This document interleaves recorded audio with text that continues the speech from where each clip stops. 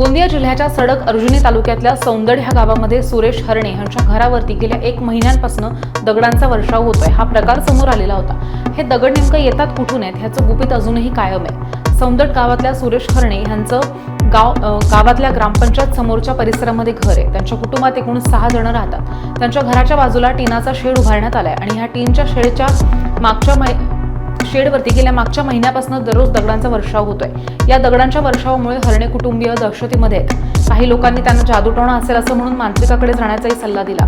ते मांत्रिकाकडे गेले सुद्धा, पण दगडांचा वर्षाव काही बंद झालेला नाही। त्यानंतर दहशतीमध्ये असलेल्या हरणे कुटुंबियांनी पोलिसांना आणि अंधश्रद्धा निर्मूलन समितीच्या कार्यकर्त्यांना सुद्धा याबद्दल माहिती दिली। अंधश्रद्धा निर्मूलनाच्या कार्यकर्त्यांनी जादूटोणासारखा काही विषय नसून कोणीतरी खोडसाळपणा करतंय अशी समजूत काढली, पण सतत दगडांचा वर्षाव होतोच आहे। त्यामुळे संपूर्ण कुटुंब सध्या दहशतीत आहे।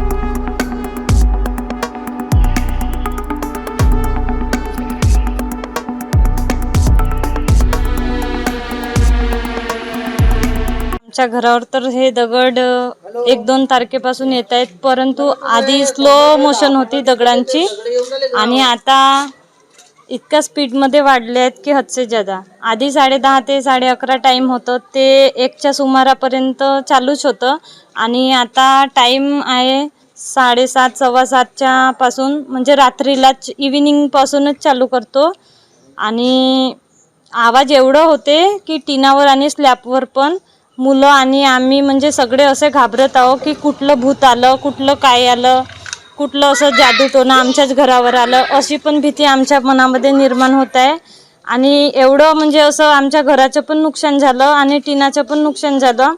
टीन इतकं चेपकलं आहे, ते दगड म्हणजे मारू टिचकलं पण आहे आणि हा पावसाळ्यामध्ये तर तिथून पाणी पण जाण्याची शक्यता आहे। दगड कोणाला लागलं नाही, पण पायापर्यंत आलेला आहे दगड, पायाच्या जवळ आलेला आहे। आणि मोठ्या दगडामध्ये तर आमच्या घरच्या आई म्हणजे माझ्या सासूबाई त्याला लागतच होतं त्यांना, पण बरं झालं की लागलं नाही। आम्ही अंधश्रद्धा निर्मूलनला एक तक्रार केली साकोलीला रंगारी सरांकडे, दुसरी तक्रार डुग्गीपार पोलीस स्टेशनला दिली।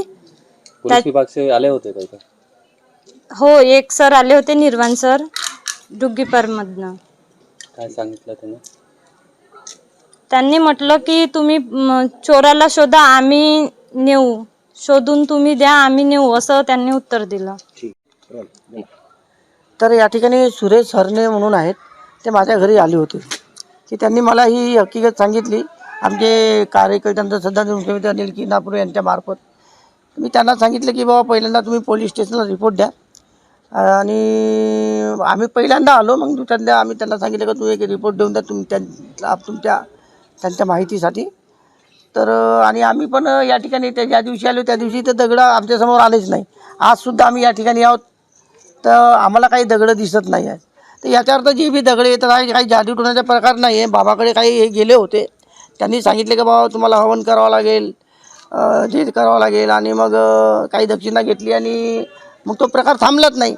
मग काय यांना सुद्धा नागरिकांनी सांगितले की बाबा अंधश्रद्धा निर्मूलन समितीच्या कार्यकर्त्याकडे आपण जा, तर ते काहीतरी करतील। मग आमच्याकडे आले, आम्ही सांगितलं, मी बघितलं तर दगडं या ठिकाणी दिसतात आहेत, परंतु काही मनोरुग्ण असतात किंवा काही भांडणं असतात, काही शेतीसाठी असतात, काय असे वेगवेगळ्या प्रकाराने लोक दगड मारत असतात।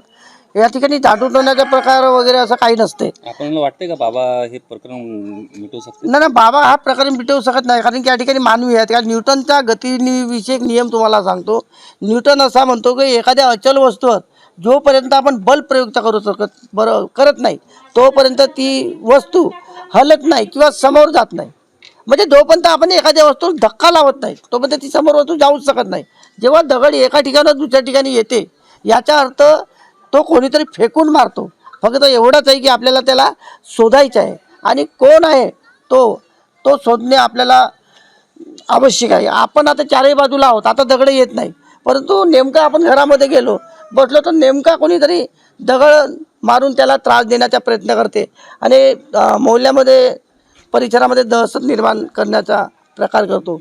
हा कुठे थांबला पाहिजे। पोलीस विभागाने या ठिकाणी लक्ष दिलं पाहिजे, जातीनं शोधणं त्यांचं काम आहे आणि कोणीतरी मानवी हात आहे या ठिकाणी। असं काही हे नाही आहे की जादूटोणा आहे, जादूटोण्याचा प्रकार आहे, हा मुळीच काही नाही, मानवी हात आहे आणि तो शोधणं आपल्याला जरूर आहे. आणि एकदा आपण त्याला शोधलं तर हा प्रकार ॲटोमॅटिकली बंद होईल. हा एक